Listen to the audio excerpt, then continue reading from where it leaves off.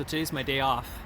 One of the honeydews that I have is to remove the AC or the swamp cooler from the window because it's getting cold. Today I think we woke up to 25 degrees. I've dropped it a couple times doing this on my own.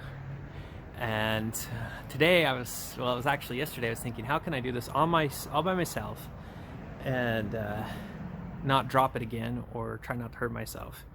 And I got thinking, my wife has some climbing gear. Now this isn't her climbing rope, this is one that I used for elk hunting. But I'm going to use this climbing gear to make kind of a makeshift block and tackle, wrap around the AC unit, and then slowly lower it off. I'm going to use the hooks that it's hanging on as kind of the point to handle the weight, and we'll see how this goes. Once I have it all rigged up, I'll take a video of that. So that's the setup. I can't remember what my wife called these quick connects. She's the climber. I'm just the one using what I got. I have the rope going through there once and over through here once, and then it comes down here and here. So if I remember my physics correctly, that's a 3-point mechanical advantage. So now I just got to push the air conditioner out, take these hooks off, and I can do that all simply by controlling and pulling just this one rope here. And we'll see how well that goes. Kind of wish I had a stand. Maybe I can find something to put my phone on so you guys can see it. But I'm gonna go inside and push it out now. So this is how I set it up to act kind of as a block and tackle. The quick draws right here were connected to the hooks. This cable that comes down here, or rope, was tied off to the air conditioner, and then this was latched to the air conditioner as well. I then fed the rope up through here, down to here, then back up through here. I didn't put them side by side because I was afraid if the ropes would touch each other on that same portion, that the rubbing would actually cause more friction. And these things are pretty frictionless given the metal that they're made out of.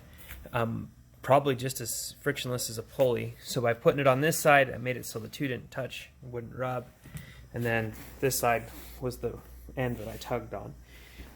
This was the plan that I had when I went elk hunting by myself. I think I had another hook like this, that if I got an elk, I would actually raise the thing high into a tree so other animals could get to it, and then go get people to help me take care of it, or just cut off a quarter, pack the quarter out, and then come back, lower it down, take another quarter section, and then pack that out. But the reason why I went with this rather than buying a block and tackle is because it was gear my wife had on hand from all her climbing days, and hopefully when she has the baby, she climbs again. And it's really fairly lightweight. When you start getting into block and tackle, they can get pretty heavy. They're easy to clip onto things and carry.